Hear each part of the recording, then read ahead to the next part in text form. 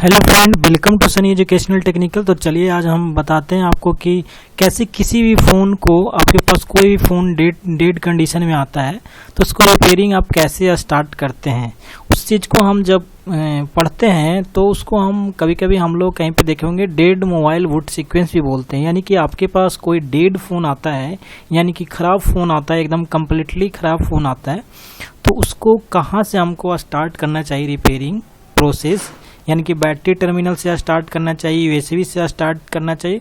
और इसमें ये भी बात समझ में आता है कि करंट कैसे आपका फ्लो करता है बोर्ड के अंदर में, ठीक है। तो इसी को हम बोलते हैं बूट सीक्वेंस। तो डेड मोबाइल आता है तो आपको कैसे टेस्टिंग करना शुरू करना चाहिए उसके बारे में चलिए हम समझते हैं, और उसी चीज़ को हम जानते हैं डेड मोबाइल बूट सीक्वेंस। तो सबसे पहले आपको हम बता दें कि किसी भी बैटरी कनेक्टर में सबसे पहले आपके पास डेड फ़ोन आए तो सबसे पहले बैटरी से चेक करना चाहिए, क्योंकि बैटरी आपका ख़राब रहेगा तो फ़ोन कैसे ऑन होगा, नहीं ऑन होगा।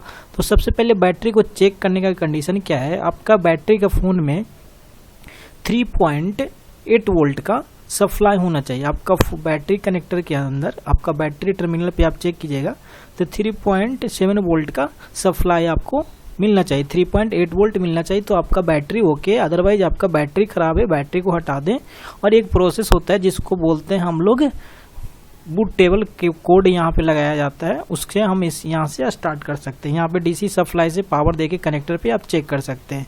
तो मेनली आपको बैटरी कनेक्टर पे 4 पिने होता है, एक ग्राउंड लाइन होता है, एक आईडी लाइन बोलते हैं, और एक थर्मल लाइन होता है, और एक आपका मेन सप्लाई होता है, यानी कि सप्लाई वोल्टेज बोलते हैं, या प्लस वोल्टेज बोल सकते हैं, या वहाँ पे 3.7 वोल्ट आपको मिलेगा। तो आईडी लाइन का क्या काम होता है, तो आईडी लाइन है जो आपका चेक करता है बैटरी की, यानी कि जो बैटरी इसके साथ कनेक्ट हो रहा है वो कंफर्टेबल है कि नहीं। ये काम रहता है बैटरी आईडी लाइन को चेक करने का, कि जो बैटरी लगा है इसके साथ का बैटरी है कि नहीं, यानी कि जितना कैपेसिटी का फ़ोन बना हुआ है उस कैपेसिटी का बैटरी इसमें लगा है कि नहीं लगा है। अदरवाइज फ़ोन ख़राब हो सकता है या उसके कुछ कंपोनेंट डैमेज हो सकते हैं अगर हाई पावर का बैटरी लग जाए तो। अगर लो पावर का बैटरी लग जाए तो आपका बूटेबल नहीं हो सकता है, यानी कि फ़ोन ऑन नहीं हो पाएगा।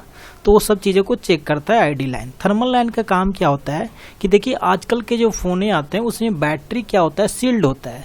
तो अगर कुछ प्रॉब्लम हो जाता है बैटरी में, यानी कि कभी कभी शॉर्ट सर्किट फ़ोन के अंदर हो जाता है, तो वहाँ पे कैसे पता चलेगा। तो उसके लिए वहाँ पे थर्मल लाइन होता है, जो थर्मल लाइन हीट होना शुरू होता है ना, तो उसको डिटेक्ट कर लेता है और आपका बैटरी को कनेक्शन को डिस्कनेक्ट कर देता है फ़ोन से। इसलिए बैटरी आपका ब्लास्ट नहीं हो पाता, नहीं तो बैटरी आपका ब्लास्ट भी हो सकता है। तो पहला यहाँ से जैसे ही सप्लाई जाएगा तो देखिए इस जो वीवैट वोल्टेज मिलता है, इस वोल्टेज को हम बोलते हैं वीवैट वोल्टेज। इस वोल्टेज को 3.8 वोल्ट आपका फ़ोन में मिलना ज़रूरी है, तभी आपका फ़ोन समझिए कनेक्टर आपका सही है, बैटरी आपका सही है, बैटरी सप्लाई दे रहा है। उसके बाद ये दोनों सप्लाई जो जाती है एक डीसी टू डीसी आईसी में जाता है। अब डीसी टू डीसी आईसी क्या होता है, इसका ये कहना होता है डीसी टू डीसी आईसी को कि डीसी इसमें इनपुट जाता है, आउटपुट भी डीसी आता है, बट वोल्टेज को इंक्रीज डिक्रीज किया जाता है, इसलिए इसे डीसी टू डीसी आईसी में बोलते हैं, ठीक है। ये पहला आपका बैटरी के थ्रू पावर जाता है फ़ोन में। अगर बैटरी आपका नहीं है तो कभी कभी देखिए यूएसबी चार्जर से भी आपका फ़ोन ऑन हो सकता है।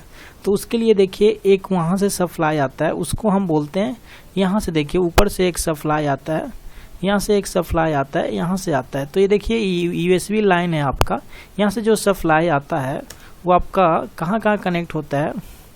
तो देखिए तो ये लाइनें यहाँ से एक निकलती है, प्लस लाइन है, एक माइनस लाइन है। तो जो माइनस वाली लाइनें होती है उसको हम वीवस लाइन बोलते हैं, ठीक है। और इस पे 5 वोल्ट मिलना चाहिए। जैसे ही हम बैटरी कनेक्ट किए हैं तो इसके बैटरी कनेक्टर पे और जो भी इसके ट्रैक आ रहा है उसमें 5 वोल्ट मिलना चाहिए, और इस वोल्टेज को वीवस वोल्टेज बोलते हैं। और ये जो वीवस वोल्टेज एक आईसी के थ्रू पास होता है, जिसको हम बोलते हैं ओवीपी आईसी। क्योंकि ओवीपी आईसी का काम क्या है कि जब भी आप बैटरी कनेक्टर कनेक्ट करते हैं चार्जर, तो उसमें हाई वोल्टेज फ्लो ना हो जाए, इससे बचने के लिए फ़ोन में ओवीपी आईसी होता है, इसको ओवर वोल्टेज प्रोटेक्शन बोलते हैं, ठीक है। तो इससे पास होकर के फिर ये भी वोल्टेज आपका डीसी टू डीसी आईसी में जाता है, ठीक है। यानी कि दोनों साइड से पावर एक ही आईसी में जाती है, और ये आईसी यहाँ से एक वोल्टेज बनाती है, ठीक है। अब यहाँ से जो वोल्टेज बनेगा ना, जो आगे की सर्किट में पास होगा, तो देखिए यहाँ से जो वोल्टेज बनता है एक कॉइल के थ्रू बनता है, और इस वोल्टेज को वीपीएच वोल्टेज बोलते हैं। तो सबसे पहले ये सब चीज़ें आपका चेक कर लेना है। यहाँ से बैटरी कनेक्टर ओके होना चाहिए, यहाँ पे यूएसबी से पावर आना चाहिए, DC to DC IC okay रहेगा, तभी तो नेक्स्ट सर्किट ऑन होगा, तो अगर सब चीज़ ये ओके रहता है तो VPH लाइन बनना ज़रूरी होता है, ठीक है। और इसको प्राइमरी वोल्टेज भी बोलते हैं, यानी कि फ़ोन का पहला वोल्टेज मिलता है जो किसी आईसी को फिर एक्टिवेट करना शुरू कर देता है। तो ये वोल्टेज को मिलने के बाद ये वोल्टेज हर जगह डिवाइड होता है। एक तो सबसे पहले ये वोल्टेज आपका PM आईसी को जाता है, पावर मैनेजमेंट आईसी को जाता है, और ये वोल्टेज बहुत ज़्यादा डिवाइडेड होता है VPH लाइन। जैसे LDO सेक्शन को जाएगा, कुछ आपका ये लाइनें जाएंगी आपकी नेटवर्क सेक्शन का, जहाँ जहाँ डायरेक्टली 3.8 वोल्ट का सप्लाई का रिक्वायरमेंट है वहाँ ये चला जाता है। जैसे कुछ ग्राफिक सेक्शन में कुछ आईसियाँ हैं, वहाँ पे ये लाइनें यहाँ से निकलती है और चली जाती है। जैसे LDO लाइन हो गई, कुछ इस तरह की जाती है। और क्या होता है कि मेनली तो आप समझिए ये PM आईसी मैनेजमेंट आईसी होता है, और इसमें यहाँ से सप्लाई इसको मिलता है जब ये VPH लाइन ओके होता है। और ये VPH लाइन ओके होने के बाद यहाँ पे देखिए ये बहुत सारे कॉइलें लगी होती है।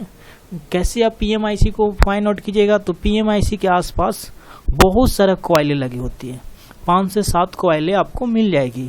उससे आप फाइंड आउट कर सकते हैं कि ये मेरा PM आईसी है।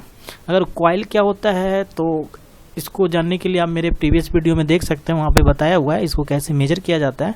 तो ये बहुत सारे कॉइलें मिलती है उसके आसपास, यानी कि PM आईसी के अंदर। PM आईसी बहुत सारे सेक्शन में डिवाइडेड होती है। चेक कीजिएगा तो आप अगर सिमेटिक चेक करते हैं किसी फ़ोन का, तो उसके अंदर में देखिए PM आईसी 2-3 पार्ट में होता है, A-B-C करके होता है। तो PM आईसी में आपका कोडेक भी होता है, बक भी होता है, वी रेगुलेटेड वोल्टेज भी निकलती है, कोडेक सेक्शन भी होता है, यानी कि ऑडियो सेक्शन भी PM आईसी के अंदर ही होता है। तो ये सब जब वोल्टेजेज बन रही है, ये सब वोल्टेजेज बनने के बाद आपका ये जाता है, आपका वोल्टेजेज CPU को जाती है, कुछ वोल्टेजेज आपका MMC को जाती है। उसके बाद अगर यहाँ तक कनेक्शन ओके है, यहाँ पे जब वोल्टेज सब बन जाएगा, इस सब को हम कोर वोल्टेज बोलते हैं, ठीक है। और इसको बक वोल्टेज बोलते हैं। बक वोल्टेज मतलब होता है कि जो इनपुट वोल्टेज है ना, उससे लेस देन वोल्टेज आउटपुट जो हो रहा है ना, वो बक सर्किट वहाँ पे काम करता है, यानी कि वोल्टेज को कम करके देना और करंट को बढ़ा देना, ठीक है। तो यहाँ पे ये सिस्टम इसमें आती है और ACL और SDL लाइन में CPU में आ जाती है। और CPU है जो कम्युनिकेट करता है MMC से, यानी कि पावर CPU को मिल जाएगा तो CPU है जो MMC को कमांड देगी। अब CPU में भी पावर कुछ जाती है, 1.8 वोल्ट का और 1 वोल्ट का कुछ, ये आपका MMC है। यानी कि MMC का काम क्या होता है, जितना भी आपका फ़ोन का डेटा है MMC के अंदर ही होता है। जो भी बूटेबल लाइनें हैं, मतलब जो भी बूट होने के लिए, CPU को बूट होने के लिए, यानी कि ऑन होने के लिए जो जो डेटा चाहिए वो आपका कहाँ पे है, तो MMC से है। MMC से डेटा तब उठाती है, तब जाकर आपका फ़ोन ऑन होता है। और एक बात और समझ लीजिए, जो आपका ये सिस्टम है कब ऑन होता है, आपका जो यहाँ पे कब ये ऑन होता है आपका, चूँकि VPH लाइन आपका डिफ़ॉल्ट लाइन है। VPH लाइन जैसी बैटरी कनेक्ट होगा या USB कनेक्ट होगा तो VPH लाइन बन जाएगा। लेकिन जो कोर वोल्टेजेज है, जो भी इधर बक वोल्टेजेज देख रहे हैं, ये पावर बटन को प्रेस करने के बाद ये सब वोल्टेजेज बनती है, ठीक है। याद रखना, ये पावर बटन को जब प्रेस करेंगे तब ये सब वोल्टेजेज बनता है और CPU ऑन होता है। उसके बाद MMC ऑन होती है, उसके बाद आपका फ़ोन ऑन हो जाता है, कंप्लीटली आपका LCD पे जाती है और फ़ोन ऑन होता है। यानी कि जब तक पावर बटन नहीं हम प्रेस करेंगे तब तक का जो वोल्टेजेज बनता है वो VPH लाइन में बनता है, ठीक है। और विदाउट पावर बटन प्रेस किए हुए अगर आपका कंज्यूम कर रहा है, करंट कंजप्शन दिखा रहा है फ़ोन में, तो उसी केस को हम बोलते हैं प्राइमरी शॉर्टिंग, ठीक है। अगर मतलब समझ लीजिए VPH लाइन में कहीं भी शॉर्ट है इस सेक्शन में, पूरा सेक्शन को हम बोलते हैं प्राइमरी सेक्शन, ठीक है। वीवर्स को ले लीजिए, बैटरी कनेक्टर को ले लीजिए, और इधर का जो पूरा है LDO, तो ये सब में अगर शॉर्टिंग होता है ना, तो डिफ़ॉल्ट आपका बिना पावर बटन प्रेस किए हुए करंट कंजप्शन शो करना शुरू कर देता है। तो इसको हम बोलते हैं VPH लाइन। इधर शॉर्ट होगा तो इसको हम बोलते हैं प्राइमरी शॉर्टिंग, और इधर कहीं भी सेक्शन में शॉर्ट होता है आफ्टर पावर आईसी के आउटपुट के बाद, तो इसको हम बोलते हैं सेकेंडरी लाइन शॉर्टिंग, ठीक है। तो इसकी शॉर्टिंग होने में करंट कंजप्शन बहुत कम जाता है, 5 से 10 तक जाता है मिली वोल्ट एम्पेयर तक, और फिर वापस आ जाता है। तो आपको समझना है कि सेकेंडरी लाइन में कहीं ना कहीं शॉर्टिंग है।